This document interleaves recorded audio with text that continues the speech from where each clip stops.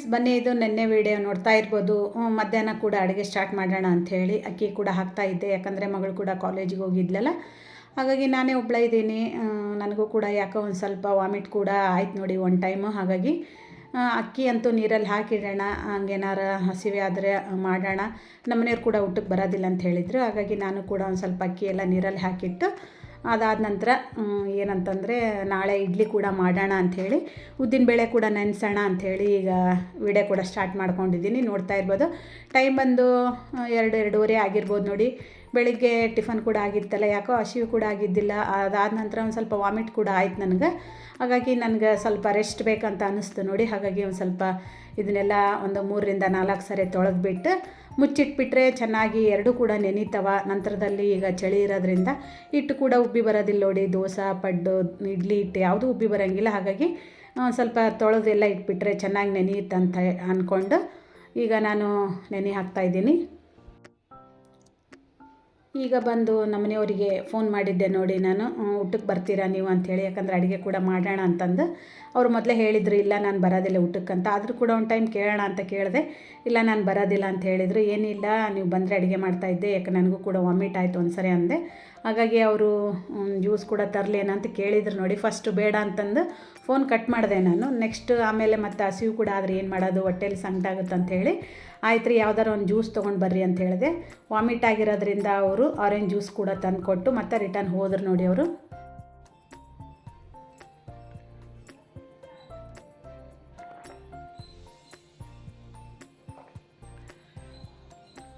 ತುಂಬ ಕೋಲ್ಡ್ ಇದೆ ನೋಡಿ, ಬಟ್ ಕುಡಿಬಾರ್ದು. ಯಾಕಂತಂದರೆ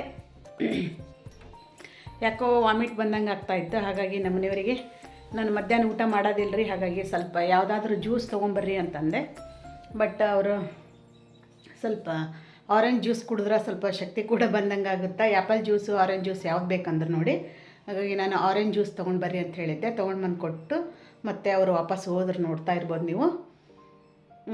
ಸ್ವಲ್ಪ ಕಹಿ ಇರುತ್ತೆ ನೋಡಿ, ಅಂದರೆ ಬೇಗನೆ ಕುಡ್ದಿಲ್ಲ ಅಂತಂದರೆ ಕಹಿ ಬಂದುಬಿಡುತ್ತೆ. ಹಾಗಾಗಿ ಬೇಗನೆ ಕುಡಿದ್ಬಿಡು, ವಿಡಿಯೋ ಅದೆಲ್ಲ ಮಾಡ್ಕೊತಾ ಕೂಡಬೇಡ. ಯಾಕಂದರೆ ಕಹಿ ಆಗಿಬಿಟ್ರೆ ಮತ್ತೆ ಕುಡಿಯೋದಾಗೋದಿಲ್ಲ, ಸುಮ್ಮನೆ ವೇಸ್ಟ್ ಆಗಿಬಿಡುತ್ತೆ ನೋಡು ಅಂತ ಹೇಳಿದ್ರು ಅವರು.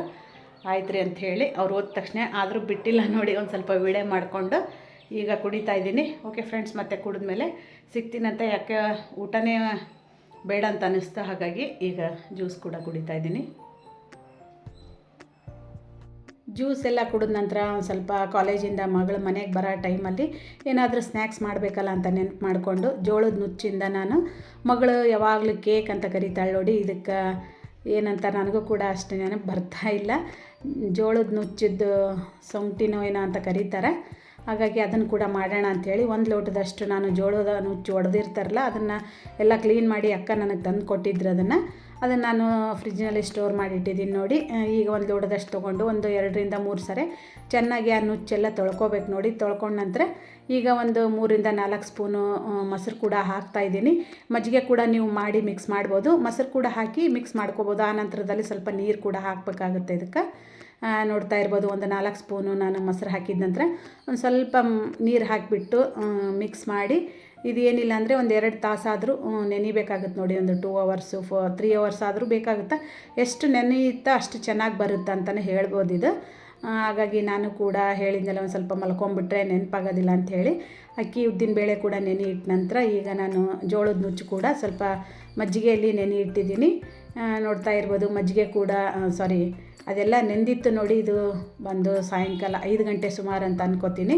ಯಾಕಂದರೆ ಮಗಳು 6:30 ಟೈಮಿಗೆ ಕಾಲೇಜಿಂದ ಬರೋದ್ರಿಂದ ನಾನು 5 ಗಂಟೆಗೆ ಸ್ವಲ್ಪ ಒಂದು ತಾಸು ಹಿಂಗೆ ರೆಸ್ಟ್ ಮಾಡಿಬಿಟ್ಟು ಎದ್ದು ಈಗ ನಾನೆಲ್ಲ ಮಿಕ್ಸಿ ಮಾಡ್ಕೊತಾ ಇದ್ದೀನಿ. ಮಿಕ್ಸಿಗೆ ಬಂದು ಜೀರಿಗೆ, ಹಸಿಮೆಣ್ಸಿಕಾಯಿ, ಕರಿಬೇವು, ಕೊತ್ತಂಬರಿ, ಇಂಗು ಇಷ್ಟು ಹಾಕ್ಕೊಂಡು ನೀವು ಮಿಕ್ಸಿ ಮಾಡಿ ಇಟ್ಕೋಬೇಕಾಗತ್ತೆ. ಅದಾದ ನಂತರ ಒಂದು ಪಾತ್ರೆ ಕೂಡ ಇಟ್ಟು ಅದಕ್ಕೆ ಸ್ವಲ್ಪ ಎಣ್ಣೆ ಹಾಕಿ ಸ್ವಲ್ಪ ಸಾಸಿವೆ ಜೀರಿಗೆ ಹಾಕಿ ಸ್ವಲ್ಪ ಪೇಸ್ಟ್ ಮಾಡಿ ಏನು ಇಟ್ಕೊಂಡಿರ್ತೀವಲ್ಲ ಮಿಕ್ಸಿ ಮಾಡಿ ಅದನ್ನು ಹಾಕ್ಕೊಂಡು ನಂತರ ರುಚಿಗೆ ತಕ್ಕಷ್ಟು ಉಪ್ಪು ಹಾಕ್ಕೊಂಡು ಚೆನ್ನಾಗಿ ಕುದೀತಿರ್ಬೇಕಾದ್ರೆ ಉಪ್ಪು ಕೂಡ ಟೇಸ್ಟ್ ನೋಡ್ಬೇಕು ನೋಡಿ ನೀವು. ಹಾಗೆ ಅದು ಚೆನ್ನಾಗಿ ಕುದೀತಿರ್ಬೇಕಾದ್ರೆ ಏನು ನಾವು ನೆನೆ ಇಟ್ಟಿರ್ತೀವಲ್ಲ ನುಚ್ಚು ಹೊಡೆದಿದ್ದು, ಜೋಳದ ನುಚ್ಚು ಹೊಡೆದಿದ್ದು ಅದನ್ನು ಹಾಕಿ ಕೂಡ ಮಿಕ್ಸ್ ಮಾಡಬೇಕು. ಅದಾದ ನಂತರ ಸ್ವಲ್ಪ ನೀವು ಏನಂತಾರೆ ಉಪ್ಪು ಖಾರ ಅದೆಲ್ಲ ನೋಡ್ಕೋಬೇಕು ನೋಡಿ. ನನಗೇನೋ ಸ್ವಲ್ಪ ಹುಳಿ ಕಡಿಮೆ ಅನ್ನಿಸ್ತು, ಹಾಗಾಗಿ ಒಂದು ಸ್ವಲ್ಪ ನಾನು ನಿಂಬೆಹಣ್ಣಿಂದು ಏನಂತಾರೆ ಜ್ಯೂಸ್ ಕೂಡ ಹಾಕಿದೆ ಅದಕ್ಕೆ. ಅದಾದ ನಂತರ ತುಂಬ ಚೆನ್ನಾಗಿ ಎಲ್ಲ ಕುದ್ದ ನಂತರ ಈಗ ಒಂದು ಪ್ಲೇಟಿಗೆ ಎಣ್ಣೆ ಹಚ್ಚಿಬಿಟ್ಟು ಅದನ್ನು ಈ ರೀತಿಯಾಗಿ ಹಾಕ್ತಾಯಿದ್ದೀನಿ ತಟ್ಟೆಗೆ. ಹಾಕಿ ಸ್ವಲ್ಪ ಬಿಸಿ ಇದ್ದಾಗನೇ ನೀವು ಈ ರೀತಿಯಾಗಿ ಕಟ್ ಮಾಡಿ ಇಟ್ಕೋಬೇಕು. ನಂತರದಲ್ಲಿ ಸ್ಲೈಸ್ ಆಗಿ ತುಂಬ ಚೆನ್ನಾಗಿ ಬರ್ತಾವೆ. ನನ್ನ ಹಳೆ ವಿಡಿಯೋದಲ್ಲಿ ಕೂಡ ಆಲ್ರೆಡಿ ಬಹಳಷ್ಟು ಸರಿ ಶೇರ್ ಮಾಡಿದ್ದೀನಿ. ತುಂಬ ಅಂದರೆ ತುಂಬ ಇಷ್ಟ, ನನ್ನ ಮಕ್ಕಳಿಗೆ ಇಬ್ಬರಿಗೂ ಕೂಡ ತುಂಬ ಇಷ್ಟ. ನೋಡಿ, ಉಪ್ಪಿಟ್ಟು ಥರ ಕಾಣಿಸುತ್ತಾ, ಬಟ್ ಇದು ಜೋಳದ ನುಚ್ಚದ್ದು ವಡೆ ಅಂತ ಕೂಡ ಕರೀತಾರೆ. ಇದು ನೆಕ್ಸ್ಟ್ ಡೇ ಅಂತಲೇ ಹೇಳ್ಬೋದು. ನೋಡಿ, ಮಾರ್ನಿಂಗ್ ಇವತ್ತಿನ ದಿನದಲ್ಲಿ ತುಂಬ ಖುಷಿಯಾಗಿದ್ದೀನಿ. ಅದು ಏನಂತೇಳಿ ಈ ವಿಡಿಯೋದಲ್ಲಿ ತಿಳಿಸ್ಕೊಡ್ತೀನಿ. ನೀವು ವಿಡಿಯೋ ಕಂಟಿನ್ಯೂ ಆಗಿ ನೋಡಿ, ಸ್ಕಿಪ್ ಮಾಡಬೇಡಿ. ವಿಡಿಯೋ ಸ್ವಲ್ಪನಾದರೂ ಇಷ್ಟ ಆದರೆ ಲೈಕ್, ಶೇರ್, ಕಮೆಂಟ್, ಹಾಗೆ ಸಬ್ಸ್ಕ್ರೈಬ್ ಕೂಡ ಮಾಡ್ಕೊಳ್ಳಿ. ತುಂಬ ಬೇಗನೆ ಎದ್ಬಿಟ್ಟಿದ್ದೀನಿ ಇವತ್ತು. ನಾನು ಒಂದು 6 ಗಂಟೆಗೆ ಅಂತಲೇ ಹೇಳ್ಬೋದು. ನೈಟೆಲ್ಲ ನಾನು ಜಾಸ್ತಿ ನಿದ್ದೆನೇ ಮಾಡಿಲ್ಲ ನೋಡಿ. ಹಾಗಾಗಿ ಯಾಕೆ ಏನಂತೇಳಿ ಹೇಳ್ತೀನಿ, ಬನ್ನಿ ವಿಡಿಯೋ ಕಂಟಿನ್ಯೂ ಆಗಿ ನೋಡಿ. ಹಾಗೆ ಮಗಳು ಕೂಡ ಸ್ವಲ್ಪ ವಿಡಿಯೋ ಮಾಡಿ ಕೊಡ್ತಾ ಇದ್ದಾಳೆ. ಟಿಫನಿಗೆ ಕೂಡ ರೆಡಿ ಮಾಡ್ತಾಯಿದ್ದೀನಿ ನಾನು ಆಲ್ರೆಡಿ.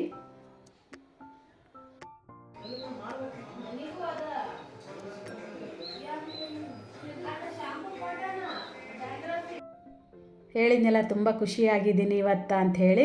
ಏನು ಅದು ಸರ್ಪ್ರೈಸ್ ಅಂತ ಕೂಡ ಹೇಳ್ತೀನಿ ನೋಡಿ. ಮಗಳು ಕೂಡ ಊರಿಂದ ಬಂದಳು, ಹಾಗಾಗಿ ತುಂಬ ಖುಷಿಯಾಗ್ಬಿಡ್ತು ನನಗೆ ಸರ್ಪ್ರೈಸ್ ಆಗಿ ವಿಸಿಟ್ ಕೊಟ್ಲಕ್ಕಿ. ಈಗ ನಾನು ಕೂಡ ಬೇಗನೆ ಎದ್ದಿದ್ನೆಲ್ಲ. ಅವಳು ಫೇವ್ರೇಟ್ ಬಂದು ಇಡ್ಲಿ ಅಂಥೇಳಿ ಇಡ್ಲಿ ಚಟ್ನಿ ಸಾಂಬಾರು ಕೂಡ ರೆಡಿ ಮಾಡ್ತಾಯಿದ್ದೀನಿ. ಮತ್ತು ಮಲಗಿಬಿಟ್ರೆ ಇದಾಗುತ್ತಲ್ಲ, ಮತ್ತು ಯಾಕೆ ಟೈಮ್ ಕೂಡ ಆಗುತ್ತೆ ಟಿಫನಿಂದು. ಅವಳು ಕೂಡ 8 ಗಂಟೆಗೆಲ್ಲ ಟಿಫನ್ ಮಾಡ್ತಾಳೆ ನೋಡಿ ಅಲ್ಲಿ. ಹಾಗಾಗಿ ನಾನು ಕೂಡ ಈಗ ಟಿಫನಿಗೆ ರೆಡಿ ಮಾಡ್ತಾಯಿದ್ದೀನಿ. ಚಟ್ನಿ ಕೂಡ ರೆಡಿ ಮಾಡಿ ಇಟ್ಟಿದ್ದೀನಿ, ಸಾಂಬಾರು ಕೂಡ ಆಗಿದೆ. ಈ ಕಡೆ ಇಡ್ಲಿ ಕೂಡ ರೆಡಿಯಾಗಿದೆ. ಚಟ್ನಿ ರೆಡಿ ಮಾಡಿಟ್ಟಿದ್ದೀನಿ, ಬಟ್ ಕರೆಂಟ್ ಹೋಗ್ಬಿಟ್ಟಿದೆ ನೋಡಿ. ಹಾಗಾಗಿ ಹಾಗೆ ಇಟ್ಟಿದ್ದೀನಿ ನಾನು. ಕರೆಂಟ್ ಬಂದ ನಂತರ ಚಟ್ನಿ ಮಾಡೋದು ಅಂಥೇಳಿ ಹೇಳ್ತಾಯಿದ್ದೀನಿ, ತೋರಿಸ್ತಾಯಿದ್ದೀನಿ ನೋಡಿ. ಕರೆಂಟ್ ಕೂಡ ಹೋಗಿದೆ ಅಂಥೇಳಿ. ಯಾಕಂದರೆ ನಾವು ಯಾವತ್ತ ಏನು ಮಾಡಬೇಕಂತ ಅಂದ್ಕೊಂಡಿರ್ತೀವಿ ಅವತ್ತೇ ನೋಡಿ, ನೀರಾಯಿತು, ಕರೆಂಟ್ ಆಯಿತು, ಕೈ ಕೊಡ್ತಾವ ನೋಡಿ. ತುಂಬ ಅಂದರೆ ತುಂಬ ಬೆಳಕು ಬರ್ತಾಯಿದೆ, ತುಂಬ ಬಿಸಿಲಿದೆ ಹೊರಗಡೆ ಎಲ್ಲ. ಬನ್ನಿ ಫ್ರೆಂಡ್ಸ್, ವಿಡಿಯೋ ಕಂಟಿನ್ಯೂ ಆಗಿ ನೋಡಿ. 8:30 ಒಳಗನೆ ಇಬ್ಬರದು ಮಕ್ಕಳದು, ನಮ್ಮ ಮನೆಯವ್ರದ್ದು ಎಲ್ಲರದು ಟಿಫನ್ ಆಯ್ತು ನೋಡಿ. ನಂದು ಬಟ್ಟಿನ ಆಗಿಲ್ಲ. ಹಾಗಾಗಿ ಮಕ್ಕಳು ಕೂಡ ಟಿಫನ್ ಮಾಡಿದ ನಂತರ ನಾನೀಗ ಒಂದು ಸ್ವಲ್ಪ ಅವರಿಗೆ ಬೋರ್ಮಿಟ ಕೂಡ ಕಲಿಸ್ಕೊಡ್ತಾ ಇದ್ದೀನಿ ನೋಡಿ. ಏನೋ ಒಂಥರ ಖುಷಿ ಅನಿಸುತ್ತೆ ನೋಡಿ, ಮನೆ ತುಂಬ್ದಂಗೆ ಅನಿಸುತ್ತೆ. ಮಕ್ಕಳ ಕಣ್ಣೆದುರಿಗಿದ್ರೇ ಅದು ಒಂದು ರೀತಿ ಖುಷಿನೇ ಬೇರೆ ನೋಡಿ. ಹಾಗಾಗಿ ತುಂಬ ಖುಷಿಯಾಗಿದ್ದೀನಿ ಈ ವಿಡಿಯೋದಲ್ಲಿ ಅಂತಲೇ ಹೇಳ್ಬೋದು. ವಿಡಿಯೋ ಕೂಡ ಮಾಡ್ಕೊಂಡ್ವಿ. ಚೇಸ್ ಅಂತೇಳಿ ಇಬ್ಬರು ಮಾಡಿಕೊಂಡು ಕುಡಿತಾ ಇದ್ದಾರೆ. ಹಾಗೆ ವಿಡಿಯೋ ಕೂಡ ಮಾಡ್ತೀನಿ ತಡಿ ಅಂಥೇಳಿ ಹೇಳಿದ್ದೆ ನೋಡಿ. ಹಾಗಾಗಿ ಈಗ ಹಾಲು ಕೂಡ ಕುಡಿತಾ ಇದ್ದಾರೆ ಇಬ್ಬರು.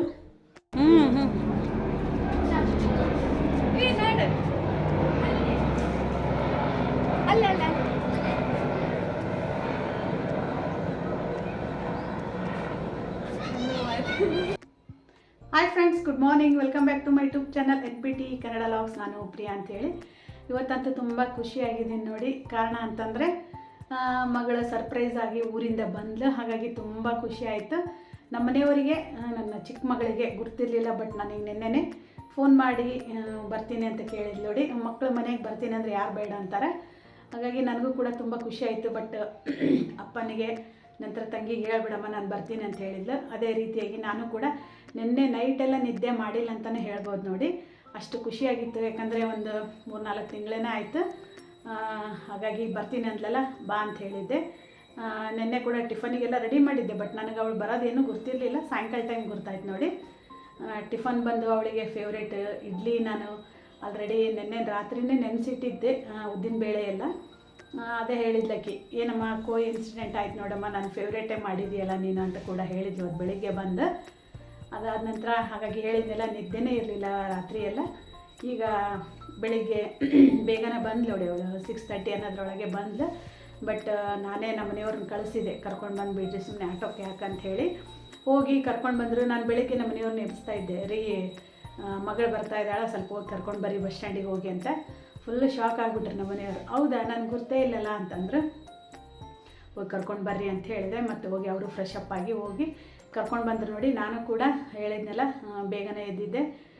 ಅವಳು ಬರೋದ್ರೊಳಗೆ ಸ್ವಲ್ಪ ಬಿಸಿನೀರೆಲ್ಲ ಕಾಯಿಸಿದ್ದೆ ನೋಡಿ, ಯಾಕಂದರೆ ತುಂಬ ಕೋಲ್ಡ್ ಇರೋದ್ರಿಂದ ಬಂದು ಫ್ರೆಶ್ ಅಪ್ ಆಗಲಿ ಅಂಥೇಳಿ. ಅದಾದ ನಂತರ ಟೀ ಕೂಡ ಕುಡಿದು, ಮಗಳು ಕೂಡ ಸಣ್ಣವಳು ಎದ್ಲು ನೋಡಿ, ಚಿಕ್ಕವಳ ಮಗಳು ಕೂಡ ಎದ್ಲು. ಅದಾದ ನಂತರ ಎಲ್ಲರೂ ಮಾತಾಡ್ಕೋತ ಒಂದು ಅರ್ಧ ಗಂಟೆ ಟೈಮ್ ಕಳೆದ್ವಿ ಅಂತಲೇ ಹೇಳ್ಬೋದು. ಒಂದು ಫ್ಯಾಮಿಲಿ ಒಟ್ಟುಗೂಡುತ್ತೆ ಅಂತಲೇ ಹೇಳ್ಬೋದು ನೋಡಿ. ಖುಷಿ ಆಗ್ಬಿಡ್ತು, ನನಗೆ ತುಂಬ ಖುಷಿ ಆಯಿತು. ಹಾಗಾಗಿ ಒಂದು 1/2 hour ಎಲ್ಲ ಮಾತಾಡಿದ ನಂತರ ನಾನು ಟಿಫನ್ನಿಗೆ ರೆಡಿ ಮಾಡೋಣ, ಅಂಥೇಳಿ ಬಂದೆ ನಾನು. ಅವಳು 6:30 ಆಗಿತ್ತು ಬಂದಾಗ. ಹಾಗಾಗಿ ಟಿಫನ್ ಕೂಡ 8:30 ಅನ್ನೋದ್ರೊಳಗೆ ಮುಗಿಸ್ಬಿಟ್ರು ನೋಡಿ. ನಮ್ಮ ಮನೆಯವ್ರದ್ದಾಯಿತು, ನನ್ನ ಇಬ್ಬರು ಮಕ್ಕಳದ್ದಾಯಿತು. ಹಾಗೆ ಮೊಬೈಲು ಟಿ ವಿ ನೋಡ್ಕೊತಾನೆ ಅವರು ತಮ್ಮ ಕಾಲೇಜ್ ಬಗ್ಗೆ ಅವ್ರ ಕಾಲೇಜ್ ಬಗ್ಗೆ ಇಬ್ಬರು ಮಾತಾಡ್ತಾನೆ ಕೂತ್ಕೊಂಡಿದ್ರು. ಹಾಗಾಗಿ ನಾನು ಕೂಡ ಈಗ ಟಿಫಿನ್ ಮಾಡಬೇಕು. ಹಾಗಾಗಿ ವೀಡಿಯೋ ಕೂಡ ಸ್ಟಾರ್ಟ್ ಮಾಡ್ಕೊಂಡ್ಬಿಡೋಣ ಅಂಥೇಳಿ ಸ್ಟಾರ್ಟ್ ಮಾಡಿದ್ದೀನಿ ನೋಡಿ. ಬನ್ನಿ ಫ್ರೆಂಡ್ಸ್, ವೀಡಿಯೋ ಇಷ್ಟ ಆದರೆ ಲೈಕ್, ಶೇರ್, ಕಮೆಂಟ್, ಹಾಗೆ ಸಬ್ಸ್ಕ್ರೈಬ್ ಮಾಡ್ಕೊಳ್ಳಿ. ಯಾರೆಲ್ಲ ಹೊಸ್ದಾಗಿ ನೋಡ್ತಾಯಿದ್ರೆ ಸಬ್ಸ್ಕ್ರೈಬ್ ಮಾಡಿಕೊಂಡು ಹಾಗೆ ಲೈಕ್ ಮಾಡೋದು ಮರಿಬೇಡಿ ಅಂತ ಹೇಳ್ತೀನಿ. ಬನ್ನಿ, ಇವತ್ತಿನ ವೀಡಿಯೋದಲ್ಲಿ ತುಂಬ ಖುಷಿಯಾಗಿದ್ದೀನಿ ಅಂತಲೇ ಹೇಳ್ಬೋದು. ನೋಡ್ತಾ ಇರ್ಬೋದು ನೀವು ಕೂಡ. ನಂಗೆ ತುಂಬ ಅಂದರೆ ತುಂಬ ಖುಷಿ ಆಯಿತು. ಯಾಕಂದರೆ ಮಕ್ಕಳು ಮನೆಗೆ ಬರ್ತಾರೆ ಅಂದರೆ ಯಾರಿಗೆ ತಾನೇ ಖುಷಿ ಆಗೋಲ್ಲ, ತಾಯಿ ತಂದೆಗೆ ಬಿಟ್ಟು. ಎಲ್ಲರಿಗೂ ಆಗುತ್ತೆ, ಬಟ್ ತಂದೆ ತಾಯಿಗಾದಷ್ಟು ಯಾರಿಗೂ ಆಗೋದಿಲ್ಲ ನೋಡಿ. ಹಾಗಾಗಿ ಬನ್ನಿ ಫ್ರೆಂಡ್ಸ್, ಇವತ್ತಿನ ಡೈಲಿ ರೂಟೀನ್ ವೀಡಿಯೋ ಕೂಡ ನಿಮ್ಮ ಜೊತೆ ಶೇರ್ ಮಾಡ್ತಾಯಿದ್ದೀನಿ. ಹಾಗೆ ನಾಳೆ ಕೂಡ ನಮ್ಮ ಊರಲ್ಲಿ ಜಾತ್ರೆ ಇದೆ ನೋಡಿ. ಶ್ರೀ ಚನ್ನಬಸವ ಸ್ವಾಮಿ ತಾತನ ಜಾತ್ರೆ ಕೂಡ ಇದೆ. ಅದು ಅಲ್ಲಿಗೂ ಕೂಡ ಹೋಗ್ತೀವಿ ನಾಳೆ. ಆ ವಿಡಿಯೋ ಕೂಡ ನಿಮ್ಮ ಜೊತೆ ನಾನು ಶೇರ್ ಮಾಡ್ತೀನಿ ಆದಷ್ಟು. ಬನ್ನಿ, ನಾನು ಟಿಫನ್ ಮಾಡೋಕ್ಕಿಂತ ಮೊದಲು ಮಕ್ಕಳು ಏನು ಮಾಡ್ತಿದ್ದಾರೆ ಅಂತ ತೋರಿಸ್ತೀನಿ ಬನ್ನಿ ನಿಮಗೆ. ಟಿಫನ್ ಮಾಡಿ ಆಲ್ರೆಡಿ ಮಲಗಿದ್ದಾರೆ ಅವರು.